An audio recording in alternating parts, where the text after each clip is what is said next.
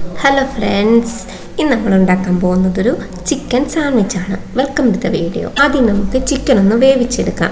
അതിനായി കുറച്ച് വെള്ളം തിളപ്പിക്കാൻ വെച്ചിട്ടുണ്ട്. ഇതിലേക്ക് 1/2 ടീസ്പൂൺ കുരുമുളക് പൊടി, 1/2 ടീസ്പൂൺ ഉപ്പും ചേർത്ത് നന്നായി തിളച്ച് വരുമ്പോൾ നമുക്ക് ചിക്കൻ ഇട്ട് കൊടുക്കാം.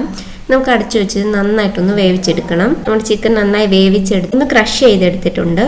അതുപോലെ ഒരു ക്യാരറ്റ് ചെറുതായി ചോപ്പ് ചെയ്തതും ഒരു സവാള ചെറുതായി ചോപ്പ് ചെയ്തതും വെച്ചിട്ടുണ്ട്. ഇനി നമുക്ക് ഈ ചിക്കനിലേക്ക് ക്യാരറ്റ് സവാളയും ചേർത്ത് നമുക്കൊന്ന് മിക്സ് ചെയ്യാം.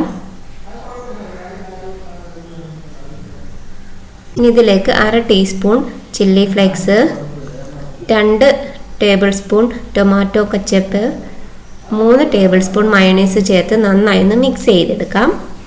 നന്നായി മിക്സ് ചെയ്തിട്ടുണ്ട്. നമ്മുടെ ഫില്ലിംഗ് റെഡി ആയിട്ടുണ്ട്. ഇനി നമുക്ക് ബ്രെഡ് സ്ലൈസ് ആണ് എടുത്തിട്ടുണ്ട്. അത് നമുക്ക് 4 സൈഡ് ഒന്ന് കട്ട് ചെയ്ത് മാറ്റിയിട്ടുണ്ട്. നമുക്കിതിലേക്ക് ഫില്ല് ചെയ്ത് കൊടുക്കാം. ഫില്ല് ചെയ്തിട്ടുണ്ട്. നമ്മുടെ സാൻഡ്വിച്ച് റെഡി ആയിട്ടുണ്ട്.